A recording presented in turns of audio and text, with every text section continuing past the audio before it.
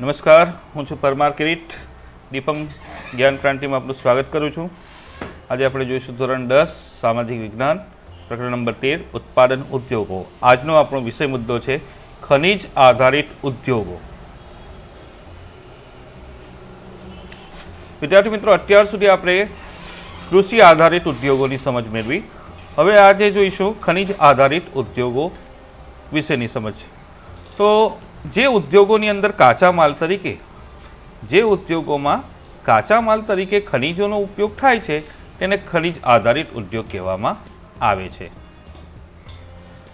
યાદ રાખશો કે જે ઉદ્યોગોમાં કાચા માલ તરીકે ખનિજનો ઉપયોગ થાય છે તેને ખનિજ આધારિત ઉદ્યોગ કહેવાય છે. દાખલા તરીકે ખનિજ આધારિત ઉદ્યોગો જોઈશું તો લોખંડ, પોલાદ ઉદ્યોગ, એલ્યુમિનિયમ ઉદ્યોગ, તાંબુ, રસાયણ ઉદ્યોગ, ખાતર ઉદ્યોગ, સિમેન્ટ ઉદ્યોગ અને પરિવહનના ઉપકરણો અને ઇલેક્ટ્રોનિક્સ ઉદ્યોગો જે છે એ ખનિજ આધારિત ઉદ્યોગોની શ્રેણીમાં આવે છે.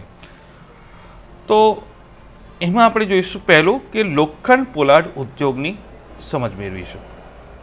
લોખંડ અને પોલાદ ઉદ્યોગ જે છે આધુનિક ઔદ્યોગિક અને આર્થિક વિકાસની ધરી સમાન છે. મતલબ કે લોખંડ પોલાદના ઉદ્યોગ થકી જ અન્ય ઉદ્યોગોનો વિકાસ સંભવ છે.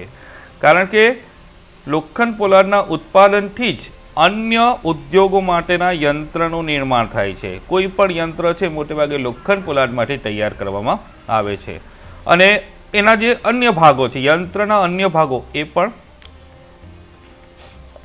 લોખંડ પોલાદ દ્વારા જ નિર્માણ થાય છે. એથી આ ઉદ્યોગને ચાવીરૂપ ઉદ્યોગ કહેવામાં આવે છે. મતલબ કે આ ઉદ્યોગ થકી અન્ય ઉદ્યોગો સંભવી શકે છે. એટલે લોખંડ પોલાદ ઉદ્યોગને ચાવીરૂપ ઉદ્યોગ કહેવામાં આવે છે. ભારતની વાત કરીએ તો ભારતમાં લોખંડ બનાવવાની પ્રક્રિયા ઘણી પ્રાચીન છે. દમાસ્કમાં તલવાર બનાવવા માટે લોખંડની આયાત ભારતમાંથી કરવામાં આવતી હતી. આ ઉપરાંત ભારતની વાત કરીએ તો ભારતમાં આધુનિક રીતે લોખંડ પોલાદ બનાવવાનું પ્રથમ કારખાનું તમિલનાડુના પોર્તો નોવા ખાતે સ્થાપવામાં આવ્યું હતું. યાદ રાખશો વૈકલ્પિક પ્રશ્નની અંદર કે લોખંડ પોલાદનું પ્રથમ કારખાનું ક્યાં સ્થપાયું તો તમિલનાડુના પોર્ટો નોવા ખાતે. પણ કેટલાક કારણસર તે બંધ થયું. ત્યારબાદ પશ્ચિમ બંગાળની અંદર કુલ્ટી ખાતે કાચા લોખંડનું સફળ ઉત્પાદન કરવાનું શરૂ થયું. પણ આધુનિક લોખંડ પોલાદ ઉદ્યોગની વાત કરીએ તો ભારતમાં ઈસવીસન 1960માં ઝારખંડના જમશેદપુરમાં લોખંડના કારખાનાની સ્થાપના થઈ અને ત્યાં લોખંડ પોલાદનું મોટા પાયે ઉત્પાદન થવા શરૂ થયું. ત્યાર પછી પશ્ચિમ બંગાળમાં આવેલું બર્ણપુર છે અને કર્ણાટકમાં આવેલું ભદ્રાવતી છે. ત્યાં લોખંડ પોલાદનું કારખાનું સ્થપાયું છે. આ ઉપરાંત ભિલાઈ, રાઉરકેલા, દુર્ગાપુરમાં લોખંડ પોલાદના કારખાના સ્થપાયા છે. એ ઉપરાંત જોઈશું બોકારો, વિશાખાપટ્ટનમ અને સેલમમાં પણ આધુનિક અને મોટા કારખાના સ્થાપવામાં આવ્યા છે. લોખંડ પોલાદ બનાવવા માટે લોહ અયસ્ક, આ ઉપરાંત કોલસો, ચૂનાનો પથ્થર અને મેંગેનીઝનો કાચા માલ તરીકે ઉપયોગ કરવામાં આવે છે. આ કાચા માલ થકી જ આપણે લોખંડનું નિર્માણ કરી શકીએ છીએ. ગુજરાતની વાત કરીએ તો ગુજરાતમાં હજીરા પાસે મિની સ્ટીલ પ્લાન્ટ પ્રસ્થાપિત થયો છે. આ ઉપરાંત ટાટા સિવાયના લોખંડ પોલાદના કારખાનાનો વહીવટ સેલ દ્વારા કરવામાં આવે છે. તો સેલનું આખું નામ ઘણીવાર પૂછાય છે વૈકલ્પિક પ્રશ્નની અંદર. તો સેલનો ફૂલ નામ છે steel authority of India limited. એને લોખંડ પોલાદનો વહીવટ સોંપવામાં આવ્યો છે. લોખંડ પોલાદના ઉત્પાદનમાં ભારતનું સ્થાન વિશ્વમાં 5મું છે. ત્યાર પછી જોઈશું એલ્યુમિનિયમ ગારણ. લોખંડ પોલાદ પછી બીજો મહત્વનો એક ધાતુ ઉદ્યોગ છે અને એ ઉદ્યોગ છે એલ્યુમિનિયમ ગારવાનો. એલ્યુમિનિયમની એક લાક્ષણિકતા છે કે એ વજનમાં હલકી છે. આ ધાતુ વજનમાં હલકી, મજબૂત ટીપીને આકાર આપી શકાય તેવું અને વિદ્યુતની સુવાહક છે, તેમજ કાટ ન લાગે તેવા વિશિષ્ટ ગુણ ધરાવે છે. એટલે આ ગુણોના કારણે ઇલેક્ટ્રોનિક્સ ઉદ્યોગની બનાવટની અંદર સૌથી વધારે એલ્યુમિનિયમનો ઉપયોગ કરવામાં આવે છે. ફરી પાછું જોઈશું કે આ ધાતુની લાક્ષણિકતા છે એ વજનમાં હલકી છે, મજબૂત, ટીપીને આકાર આપી શકાય તેવી, વિદ્યુતની સુવાહક અને કાટ રોધક છે. આ ગુણના કારણે એનો જુદા જુદા ઉદ્યોગોની અંદર ઉપયોગ કરવામાં આવે છે. બોક્સાઇટ એ એલ્યુમિનિયમની કાચી ધાતુ છે. એલ્યુમિનિયમ સાથે બીજી મિશ્ર ધાતુઓ ભેળવીને તેમાંથી મોટર, રેલવે, હવાઈ જહાજ અને યાંત્રિક સાધન બનાવવામાં આ ધાતુ ઉપયોગી બને છે. પણ એલ્યુમિનિયમના ઉત્પાદનની અંદર એક પ્રમુખ વસ્તુ છે કે એલ્યુમિનિયમના ઉત્પાદનની અંદર 40 થી 50% જેટલો ખર્ચ માત્ર વિદ્યુત પાછળ જાય છે. એટલે કે આ ઉત્પાદનની અંદર વિદ્યુત પાછળનો ખર્ચ વધુ છે. આથી જ્યાં બોક્સાઇટ મળતું હોય અને જળ વિદ્યુત સરળતાથી ઉપલબ્ધ હોય તેવા વિસ્તારની અંદર આ ઉદ્યોગો સ્થપાયા છે. દાખલા તરીકે ભારતની અંદર જોઈએ તો ઓડિશા, પશ્ચિમ બંગાળ, કેરળ, ઉત્તર પ્રદેશ, છત્તીસગઢ, મહારાષ્ટ્ર અને તમિલનાડુની અંદર એલ્યુમિનિયમના કારખાના સ્થાપવામાં આવ્યા છે. ત્યાર પછીનું એક અન્ય ખનિજ છે ખનિજ આધારિત ઉદ્યોગ તાંબુ ગારણ. એ પણ જે એલ્યુમિનિયમની જેવી જ લાક્ષણિકતા ધરાવે છે. તાંબુ પણ વિદ્યુત સુવાહકતા ધરાવે છે. આ ઉપરાંત બીજી ધાતુઓ સાથે એને સરળતાથી ભરવાના ગુણના કારણે તાંબાનો ઉપયોગ વધ્યો છે. તાંબાનો ઉપયોગ મોટે ભાગે વિદ્યુત ઉત્પાદન ઉદ્યોગ, refrigerator, air conditioner, automobiles, radiator અને ઘર વપરાશના વાસણોની અંદર તાંબાનો ઉપયોગ કરવામાં આવે છે. ભારતમાં સૌપ્રથમ તાંબા ગારણ ઉદ્યોગનો એકમ ભારતીય તાંબા નિગમ દ્વારા ઝારખંડની અંદર ઘાટશિલા ખાતે પ્રસ્થાપિત કરવામાં આવ્યો હતો. ત્યાર પછી ઈસવીસન 1972માં ભારતીય તાંબા નિગમને હિન્દુસ્તાન કોપર લિમિટેડ HCL અંતર્ગત હસ્તાંતરણ કરવામાં આવ્યું.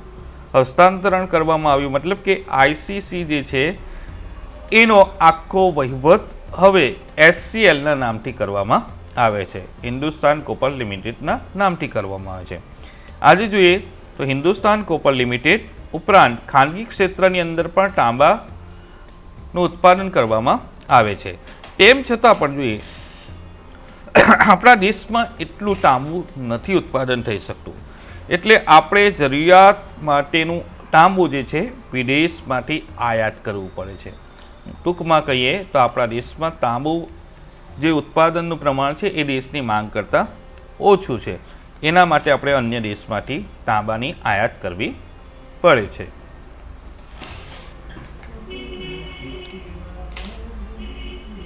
રસાયણ ઉદ્યોગની વાત કરીએ તો રસાયણ ઉદ્યોગના ઉત્પાદનમાં ભારતનું સ્થાન મહત્વનું છે. રસાયણો બે પ્રકારના છે. પહેલું રસાયણ છે કાર્બનિક રસાયણ અને બીજું છે અકાર્બનિક રસાયણ. હવે કાર્બનિક રસાયણ ઉદ્યોગના સંદર્ભે જોઈએ તો પેટ્રો રસાયણ એટલે કે પેટ્રોકેમિકલ્સ મુખ્ય છે. કાર્બનિકની અંદર પેટ્રોકેમિકલ્સનો ઉપયોગ મોટે ભાગે કૃત્રિમ રેસા બનાવવા, કૃત્રિમ રબર બનાવવા, પ્લાસ્ટિકની વસ્તુઓ, રંગ અને રસાયણ તથા દવા બનાવવાની અંદર કાર્બનિક રસાયણનો ઉપયોગ કરવામાં આવે છે. કાર્બનિક રસાયણ ઉદ્યોગ ખનિજ તેલની રિફાઇનરીઓ તથા પેટ્રોકેમિકલ્સ કેન્દ્રની નજીક સ્થાપવામાં આવે છે. તો અહીંયા પ્રશ્ન થશે ખનિજ તેલની રિફાઇનરી એટલે શું? તો ખનિજ તેલને શુદ્ધિકરણ માટે જે યંત્રનો વિશાળ સંકુલ રચવામાં આવે છે, ખનિજ તેલને શુદ્ધિકરણ માટે જે યંત્રનો વિશાળ સંકુલ રચવામાં આવે છે એને રિફાઇનરી કહેવામાં આવે છે. અને આ પેટ્રોકેમિકલ્સ ઉદ્યોગો મોટે ભાગે આવી રિફાઇનરીની નજીક જ સ્થાપવામાં આવે છે. ત્યાર પછી જોઈશું અકાર્બનિક રસાયણો. અકાર્બનિક રસાયણોના સંદર્ભમાં જે ગંધકનો તેજાબ, નાઇટ્રિક એસિડ, ક્ષારીય સામગ્રી, સોડા એસ, કોસ્ટિક સોડા અને ક્લોરીન એ અકાર્બનિક રસાયણોની અંદર સમાવેશ થાય છે. આ ઉપરાંત જંતુનાશક દવાના ઉત્પાદનમાં વિકાસશીલ દેશોમાં ભારતનું સ્થાન મહત્વનું છે. રસાયણ ઉદ્યોગની અંદર ગુજરાતનું સ્થાન દેશમાં સર્વોપરી છે. એટલે કે રસાયણ ઉદ્યોગની અંદર ગુજરાત આખા દેશમાં પ્રથમ ક્રમે આવે છે. ગુજરાતની અંદર અમદાવાદ, બરોડા, અંકલેશ્વર અને ભરૂચ ખાતે રસાયણ ઉદ્યોગના મુખ્ય કેન્દ્ર સ્થાપવામાં આવ્યા છે અથવા સ્થપાયા છે.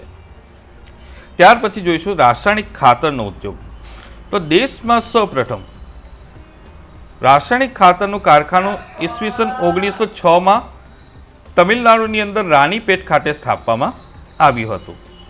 આ ઉદ્યોગનો વિકાસ ફર્ટિલાઇઝર કોર્પોરેશન ઓફ ઇન્ડિયા દ્વારા કરવામાં આવે છે અને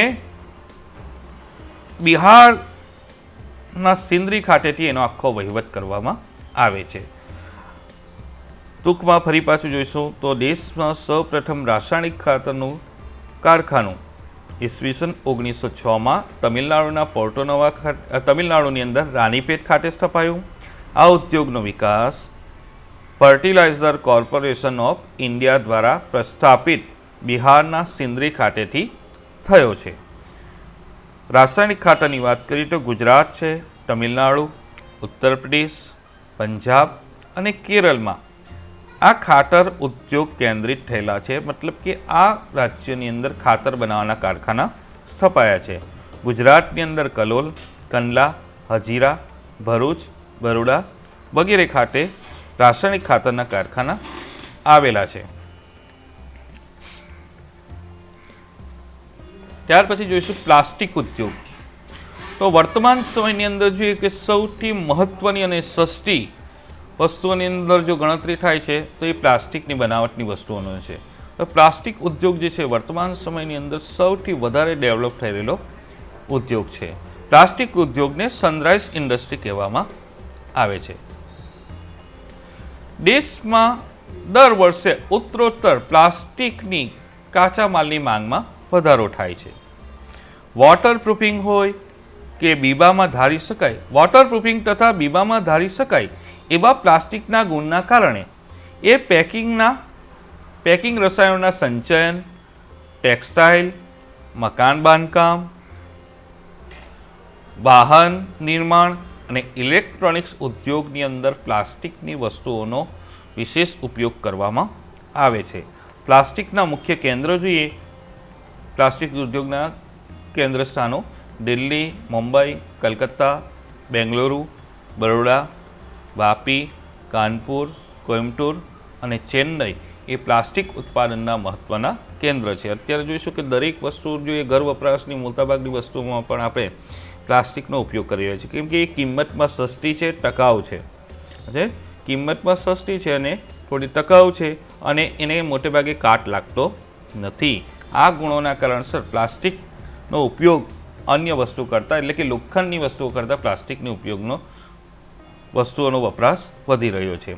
ત્યાર પછી અન્ય એક ઉદ્યોગ છે સિમેન્ટ ઉદ્યોગ. ખનિજ આધારિત ઉદ્યોગોમાં તો સિમેન્ટ ઉદ્યોગ છે મકાન બાંધકામની અંદર, સડકોમાં, બંધોના નિર્માણની અંદર સિમેન્ટ અનિવાર્ય છે. એટલે કોઈ પણ વસ્તુનું બાંધકામ કરવું હોય તો સિમેન્ટ વિના એ શક્ય નથી. દેશ છે આપણો દેશ છે ચીન પછી સિમેન્ટ ઉદ્યોગની અંદર ભારતનો સ્થાન બીજો છે. એટલે કે પ્રથમ સ્થાને ચીન છે, ત્યાર પછી બીજા ક્રમે ભારત છે. વિશ્વની અંદર જે કુલ ઉત્પાદન થાય છે સિમેન્ટનું એના 6% જેટલું ઉત્પાદન ભારતમાં કરવામાં આવે છે. એટલે વિશ્વના સિમેન્ટના ઉત્પાદનમાં ભારતનો હિસ્સો 6% છે.